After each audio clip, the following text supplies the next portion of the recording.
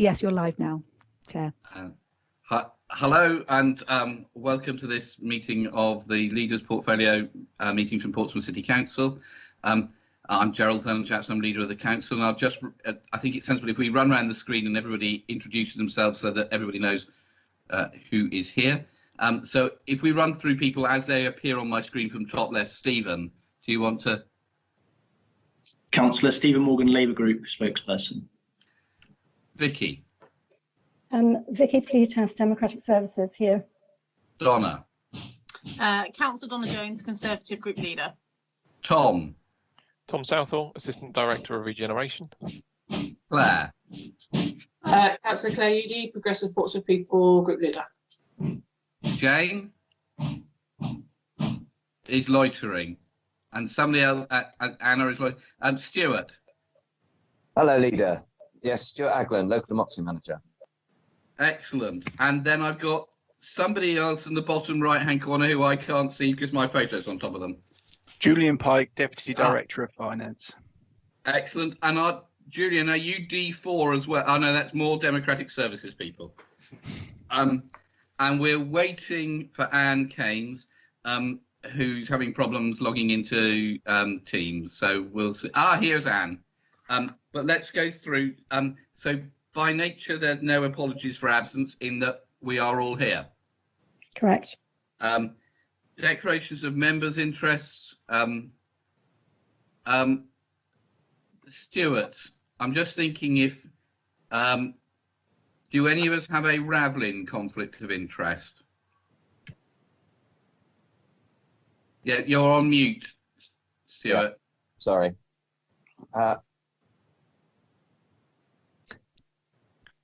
You're still on mute.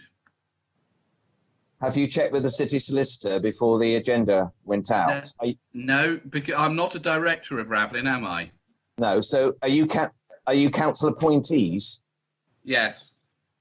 Well, he normally takes the view that if you're appointees, you have a sort of personal interest, but doesn't preclude you from participating. All right. Could I also declare that I'm a director of Ravlin Group? As Tom? Yes, I'd also like to declare I'm a director of Ravlin Housing Limited. Which, for members of the public who may be watching, is a company which is 100% owned by Portsmouth City Council and is a housing and regeneration delivery company. Anne, have you managed to join us? I see an AC at the bottom of my screen. Yes, I'm here. Thank you. Anne, hello, welcome. Anne, if do you want to introduce yourself and say who you are, just for the record? My name's Anne Keynes, and I work in regeneration as the head of acquisitions and disposals. Okay, thanks, Anne. So, colleagues, we've got some exempt appendices, and we're going to need to make a formal declaration to move into exempt session in relation to those appendices.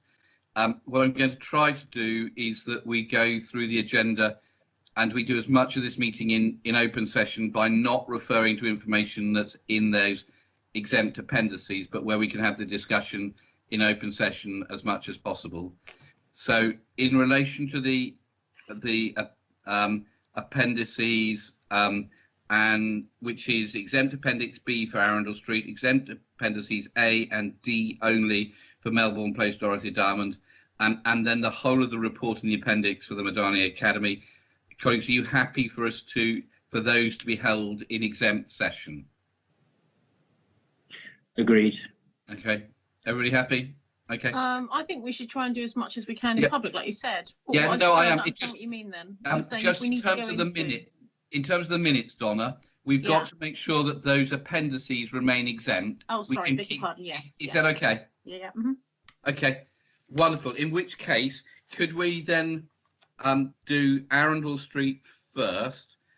Colleagues have seen the report. This is a movement of land between the City Council that we own and Ravlin, where we're attempting to work in terms of a development possibility. Anne, is there anything to add to that we need to know? No, nothing. It's all set out in the report, and the proposal is to appropriate it from the council's portfolio to Raveling housing portfolio. Okay. Colleagues, have you got any questions, thoughts? Stephen, Donna, Claire, Donna? So is that it? So you're now going to comments, yeah? Yeah. Okay. In terms of Arundel Street, I mean, the concept of moving this from the general fund to a company wholly owned by the council in terms of Raveling, I think that's entirely at your discretion, Gerald. When you're deciding what you want to do with it, I think it's a normal thing for the council to do if they want to develop it in a certain way. So in terms of what we're being asked to decide today, it seems like it's fairly straightforward. I would just like to put a couple of caveat comments on this, and apologies, Gerald, I would have spoken to you about this in advance, but I have to confess I only read all the papers yesterday, so I will aim to do that quicker next time so I can talk to you potentially before the meeting takes place.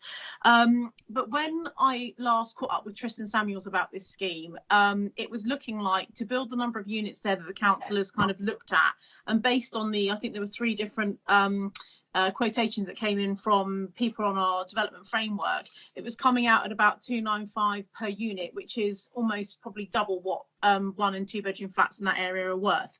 Now, I do appreciate there is a social value to building affordable housing, and that's absolutely justified. I can understand that. But when you factor in that those houses, those people have the right to buy, even if it's not done through the HRA now, they will have the right to buy those properties even if it's done through Raveling or some other company.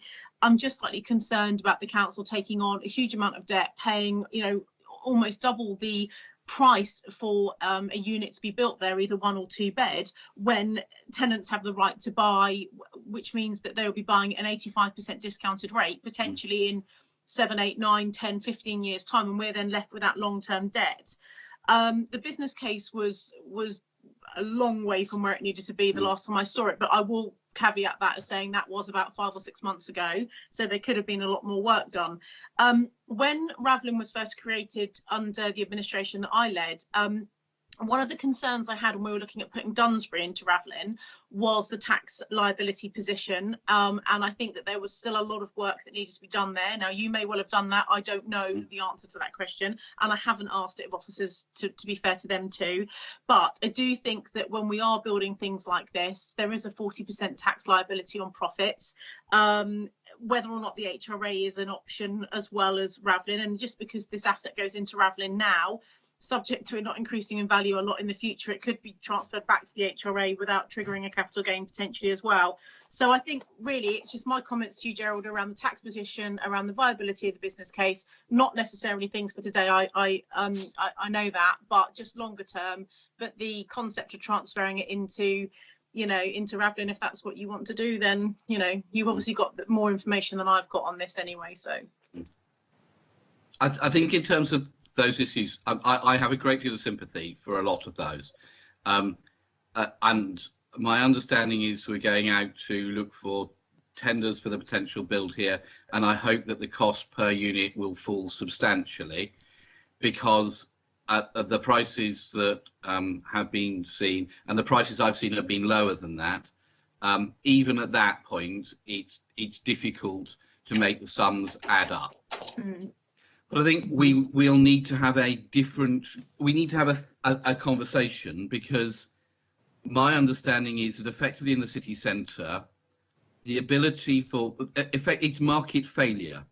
That people are not coming forward with private sector plans to develop and build in the city centre, absolutely, except for student accommodation. And if we're going to try to revitalise and regenerate the city centre, that may be something that's a thing that we should be leading on and pushing forward, and that means that we may have to put some money into it. I don't know yet, but I think we've got different policy drivers for this thing, both the need for social housing, the need to regenerate the city centre, also the need to create a funding stream for the council, and sometimes our business plans are longer than private sector would look at, because we might look at a 40-year payback when they wouldn't look at anything that long. I think they're all good points, but I think if we are if we're serious about trying to regenerate and revive the city centre, it's clear that the private sector hasn't been able to do this successfully, and that there's going to need to be some intervention by a level of government, whether it's central government, a Quango, or ourselves, to try to make sure that we get something happen there. Otherwise, we will be left for another 10 years with no redevelopment in some of those areas that are crying out for it. And where if we build here, it saves other parts of the city being forced into development by government's development demands in terms of the number of houses and homes we have to build every year. So I think there's a whole series of policy objectives running around here. This, though, unlocks the potential for one site to see if we can go forward. Is that helpful? Yeah. Okay. Stephen, any thoughts? Your answers covered the questions I was going to raise, Gerald, so I'm content. Good. Claire? No, I'm good, thank you. Okay. On that basis, I think we should go ahead with this transfer. So that's that one done. Let's move to the next one, which is Melbourne Place and Dorothy Diamond Car Park Exchange. And again, if we can do this discussion in open session. Sorry to interrupt you, Leader. Is it all right just to formally? I formally agree the recommendation in terms of the Arundel Street transfer of land. Thank you for indulging me. Thank you. Does that make you happy, Stuart? It does. I'm delighted. Thank you. Glad to hear it. Okay, Melbourne Place Dorothy Diamond Car Park. Tom, are you going to do an introduction with this? Yes, please. I can do a short introduction if that would be all right. Thank you. Away. Okay, so the report is a fairly succinct report, and it details an opportunity for the council to effectively undertake an asset swap with the university, giving us ownership of Melbourne Place car park in exchange for Dorothy Diamond, or sometimes referred to as Guildhall Walk car park. Ownership by the Council of Melbourne Place will give us the opportunity to influence and delivery of the Somerstown and North Southsea Area Action Plan. It gives us strategic control over that area, which obviously is an area of land that falls between Horatio and Lymington House, and is seen as something that will enable us to further our aims, particularly on the planning side, having had that North Southsea Area Action Plan out for some period of time. There is, as you've mentioned, an exempt appendix that covers the financial side of this. If that is needed to be discussed, we can obviously do that in exempt session. I'm happy to take any questions. Colleagues, I think this is a sensible thing to do because it gives us a much bigger canvas when we want to look at redoing Somerstown, that bit of Somerstown where the two tower blocks are. It also helps us. So I've had lots of feedback that car park is used for criminal activities, and being realistic, we're going to demolish it and get rid of it, and that removes that place. And the bit that's not in the report, but I've asked for Tom to be able to do, is to get an agreement with the university that in the evenings and the weekends, when the university won't be needing that space for their members of staff, it remains as a public accessible car park. So, for instance, the New Theatre Royal won't lose the car park right next door to them. Now, they've been happy to give that assurance as long as it doesn't conflict with a university activity. I don't know that they do very many things in the evenings or at the weekends, so I think that's something we can work through. But I think that's an important part of making sure that stuff that happens in Guildhall Walk and Guildhall Square, cultural stuff, stays viable, and that I think is a useful addition. Colleagues, any thoughts or questions? Donna? I have got some comments. One of them is literally a reference to something that's in the confidential document, but it doesn't actually, I won't actually give away what's in it. So I think what I'm going to say is okay, but if either you or Tom want to stop me when I'm saying that, then please do. And it's just about the overage, but I will I'll make my comments in the whole, if that's all right, Gerald. Of course, yeah. No problem. So, I mean, the criminal activity in Melbourne Place, I think, is a genuine social value, and I think that that's a really good idea. Having read the report yesterday and the confidential appendices, I will just give you, if I was sat in front of Tom now and it was me making the decision and he was coming to brief me on this for the first time, these are the comments that I would make. Now, of course, I haven't spoken to you or Tom about this, as I caveated at the beginning, so it might be that these points I'm raising you already have the answers to, and you may wish to share those with us or not, depending on whether or not we go into exempt session. The first thing for me around this is, I suppose, again, it's about this car park, the Dorothy Diamond car park, brings an income for us of around 200k a year or thereabouts. I'm going from memory from a couple of years ago now. This is half of that. Right. Okay, that's interesting. Because it's been valued at it's been valued at an amount of money. An amount, yeah.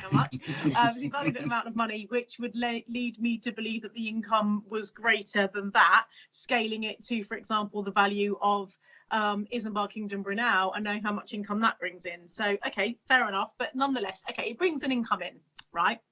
Now, we are potentially looking at asset swapping here. So we're going to lose income, which in the current climate, I think is a factor that we need to take into consideration quite seriously.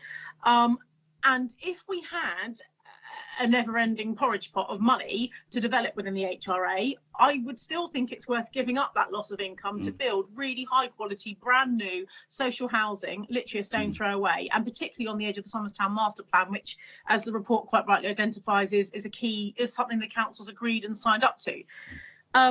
We don't have money to develop in the HRA. We are broke in terms of development through the HRA, and I know the borrowing cap's been lifted slightly, but not enough to do everything that we need to do. So it might be that you guys decide that this particular, Melbourne Place car park is where you want to prioritise that little bit of headroom you've got in terms of HRA borrowing, in which case, fair enough. Still concerned around HRA borrowing with the right to buy being there. I think the government needs to give us some surety on that, because I don't think it's right that councils are taking on debt to build new quality affordable social housing when the tenant has the right to buy with an 85% discount after a set period of years, and we're then left holding the baby. I don't think that's fair. Is that one point as well? But I think the other thing as well is it's the loss of income, which you may have already factored into other stuff, Gerald. The impacts on the new Theatre Royal and the Guildhall in terms of events, because that is a car park that is used when you've got pantomime and other things going on at the Theatre Royal, and we know that with the absence of having a thriving pantomime, theatres can't survive. And the final thing for me, I won't say what the overage was, but if I were you, Gerald, right now, I would be saying to the officers I'd like that overage bit bottomed out and in the detail of the lease, not to be agreed with the university post the lease being agreed, because I think that is unusual from what transactions that I did when I was leader of the council, and I think that to protect the authority, those overage details should be agreed before, which Tom may already have done in principle anyway. I don't know. So that's my comments really. Okay, hold on, Tom. Did you want to come back, and then I've got some bits as well that may help. If I can, leader, that would be great. So just a point of clarity, there is a number cited in the open report, section 8.1, for the income from Dorothy Diamond. Sorry, okay, I'll have a look. That's okay, it's 167,000. Oh, all right, you were closer than me, Donna. Yeah, so just to clarify that. In terms of that lost income, that clearly is something that we will factor into future development opportunities for the asset that we're taking. So for Melbourne Place, I can't really say much more in open session on that, I'm afraid.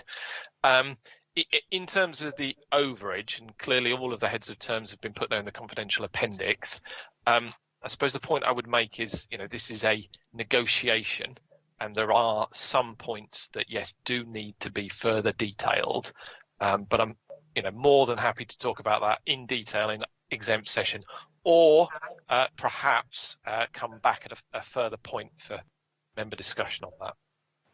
Again, this is about the in principle of a transfer of an asset. Yeah. Gerald, can I just come back on that last point, if you don't mind? Sorry to jump in. If what I would like, because basically in the report it says to agree the lease, and we've got the draft heads of terms there in front of us. I would really be a lot more. I mean, look, it's your decision, and it's not mine. But if it were me, I would be agreeing this if you want to today, if that's what you want to do. But I think it would be sensible to agree it subject to Tom clarifying the overage details with you before the transaction is completed, because I really do think that that is quite important around that overage. It really is key, because the university could quite easily kick off after, kick back after we've completed and say, well, no, we're not going to agree to that percentage or this percentage, and we don't want it to cover that use class and this use class, and it could just be a minefield. You know how these things are. That's helpful. I think that for me, the opportunity of being able to start the Somerstown Regeneration and Master Plan is so great. It's been on the boil for what, 15 years, maybe longer. And yeah, but we started it. We've already started it. We did all that stuff along Winston Churchill Avenue, and we built quite a lot of stuff. So there was. I think the opportunity that is gained by this, because it being connecting the two tower blocks that we know where things have to change. Now, I've been shown financial projections that say that a redevelopment of that area is financially viable, and that is very important, because that's about making sure that there are more affordable homes for local families, decent quality affordable homes. So and that I think is really important. Just one small thing, the pantos in most theatres have been, you're right, are very successful. When I've been on the board of the Theatre Royal, the shows they've lost the most money on have been their pantos. Maybe they shouldn't do one then. Yes, well, I think they were trying to be really, really nice and not compete with the King's, because they know how important it is to the King's business plan. But anyway, that's a separate kettle of onions. I think the point about making sure that we're happy about the overage clause is a useful point, because we need to think about what all our successors are going to be doing when we are all dead and long gone. In several years' time. So I think with that note about making sure that we're happy about the detail of the overage, Tom, are you happy to make sure that we see a note before the final signatures are put on? Yes. I mean, are you suggesting making it subject to perhaps consultation with yourself? Yeah, well, no, consultation with all 4 group leaders, please. Okay. I think it's much the best thing to do is on a collegiate manner. Is that all right? At which point, colleagues, are you happy for me to say yes to this? Yeah. Okay, in which case, formally, Mr. Agland, I'm happy to accept the recommendation about Melbourne Place Dorothy Diamond Car Park Exchange, with the addition that the overage clause there needs to be consultation with group leaders on the overage clause before it's signed off. Mr. Agland, has that made you happy? Yes, you've made me happy. Thank you, Leader. Okay. Colleagues, there is the next report is the Madani Academy, and both the report and the appendix there are in confidential session. Donna has said she hasn't got any questions or any comments on that. Would colleagues like to just go to the decision, or would we like a discussion, in which case we need to move to the second part of the meeting? Stephen? Gerald, I'm in support of the recommendations, so content with moving on. Claire? Yeah, same, it's fine. Okay, in which case, Stuart, if you're happy, all I'm going to say then is to accept the report and the recommendations as set out in the report. At which point we can do all of this in open session. Tom, is that okay with you? That's fine, thank you, Leader. Stuart, are you happy with that? Yes, Leader. That sounds a good approach. Okay, in which case I'm here formally then happy to accept these recommendations. Thank you very much indeed. Oh, it's Donna, sorry. Sorry, Gerald, can I request, in terms of working collegiately, and I'm grateful of you asking Tom to run the note past us on the overage once that's been negotiated. Can I also request that between the 4 of us even, that we can work on the business case then for the rebuilding of the 2 tower blocks in Summertown, because I have a lot of concerns, but my concerns may be mislaid if I understand the business case and I've seen the numbers, and it will just save a lot of hassle. I completely agree. Council and other things if Luke and I, or even just me, are fully involved in it, and because often it's about the not knowing that creates tension. So if we could have a look at the business case with that, very with you, happy. maybe the 4 of us sit down together, you, me, but Claire, I and think Stephen, and have a briefing. But I think it's important we have Stephen and Claire as well. And I think there are still some questions that need to be answered, but I think it's a sensible thing for us all to look through to see if we can make sure that that it moves from being a plan to actually happening. Yeah, and having been in your position, it might be that you look at things from one way, things I would miss, and I might look at things a different way, things you might miss. So I just think, and the same with Claire and Stephen, it might be that 4 heads are better than one on this, and I would really very much like to see that business case if I can. There is no monopoly of wisdom. Thank you.